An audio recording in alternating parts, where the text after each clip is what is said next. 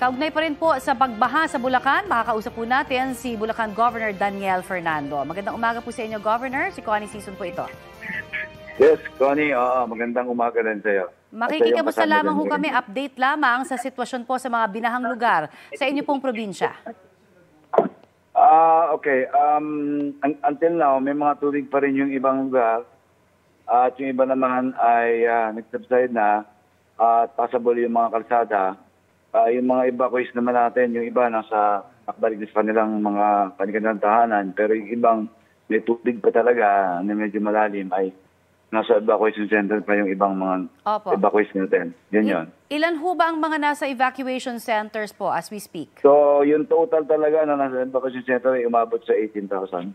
18,000? Individual siya na, 18,000 individuals. And yung pamilya ay umabot sa 4,000, more than 4,000. Meron ho bang, may mga natala ho ba kayo sa inyong bayan na mga namatay, nagkaroon ho ng nasugatan o iba pa? Merong 4 na namatay. Yung dalawa, actually dalawa lang yung talaga naging biktima ng baha. Pero yung dalawa kasi ay, yung isa doon ay nagkasakit. May sakit siya, nung nililikas, namatay, inatake, na-trauma, inatake siya because may yatang sakit na cancer yun. Opo. Pero yung isa, nalunod naman because lasing. Opo. Natuwa yata doon sa tubig, dumaib doon. Kakalungkot po yan. Ano? Pero yung dalawa talaga, aksidente talaga yon dahil naglalakad siya sa gilid ng dam sa San Miguel, sa may ilog, biglang nalaglag siya doon. Yes, oo. Pero ito, napapansin natin na yung mga kababayan ho natin, syempre, hindi maiwasan talagang lumusong sa baha, lalo na yung mga gusto hong pumasok sa mga trabaho, bumili ho ng mga pagkain. Active na ho ba ang inyong local government para ho doon sa pagbibigay ng mga antibiotics, no, yung doxycycline, para ho iwas naman sa pagkakaroon ng iba pang sakit tulad ho ng leptospirosis?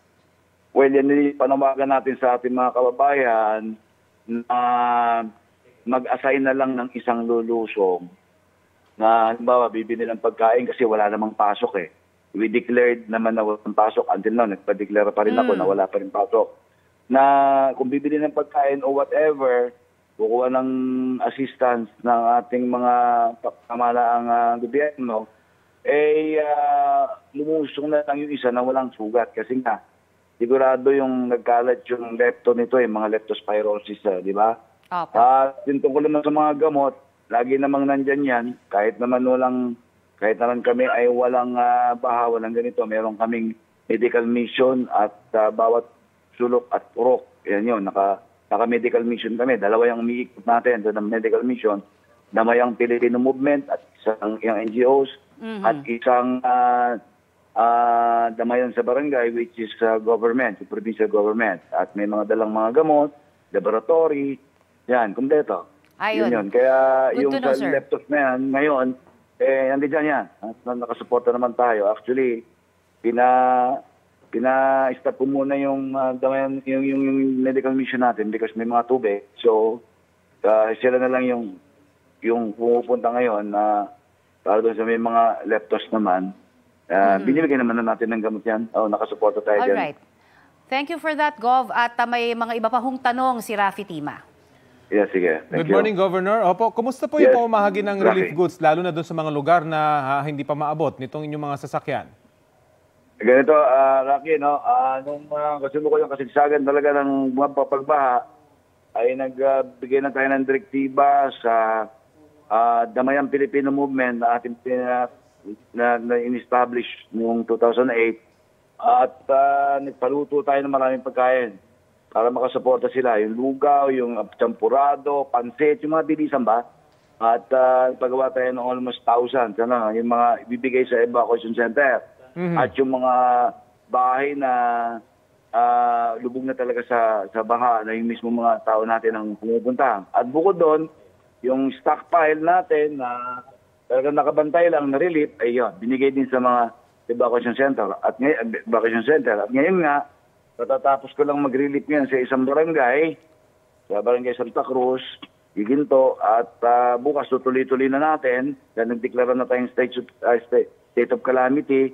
Pupunta lang ako ngayon sa Congress dahil pag-uusapan nga yung apat na House bill regarding dito sa pagbibigay ng solusyon sa baha sa lalawigan ng Bulacan at doon sa isa pang House bill ni Atayde, yung kanyang privilege speech, Congressman Atayde, regarding naman sa NCR.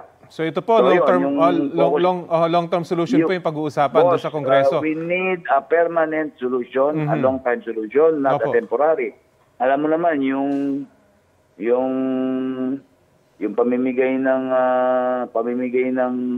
ng relief ay temporary lang naman yun, pare. Yun naman yun ang Balikan ko lang po yung nangyari ngayon dyan sa Bulacan. Sapat naman po ba yung inyong relief goods? At kung may mga gustong tumulong, saan po pwede magpahatid ng tulong? Sorry. Sapat naman po ba yung mga relief packs dyan po sa Bulacan? At kung may gusto hong magpahatid ng tulong dyan po sa inyo, saan po pwedeng i-course through? Well, sa provincial government na lang, sa ating PSWDO, sa Provincial Social Welfare. Ayan, doon na lang ipadala kung may magdadala ng tulong. At itong pagdeklara natin ng state of calamity na to ay, yan, sisiguraduhin natin na magbigay. Kaya nga, until now, nagpapa-assess pa rin tayo Dahil yung ating agriculture, grabe ang naging pinsala. As of 10 o'clock kanina, ay umabot na siya sa 93 million. Ang galing siya sa 80 million, naging 93 million na. Kasi lahat ay unofficial pa yung data. Sa livestock naman and hogs, pork, poultry, so, ay umabot na sa 8 million. Ang galing ito sa 3 million, Yun, so patuloy tayo nagpapakala pa ng ocular inspection pa rin tayo. Nagpapakalap ng data sa mga munisipyo para magtali-tali kami. Yun, kung ano ba yung damages talaga na total. Sige po, patuloy po kami mag-aabang at mag-aantabay sa mga balita po mga galing po sa inyong probinsya. At kung may maitutulong po, ang aming himpilan narito po kami para maghatid ng impormasyon. Maraming salamat po sa inyo. Yes, sir. Thank you. Salamat din po sa inyong dalawa. Si Bulacan Governor Daniel Fernando.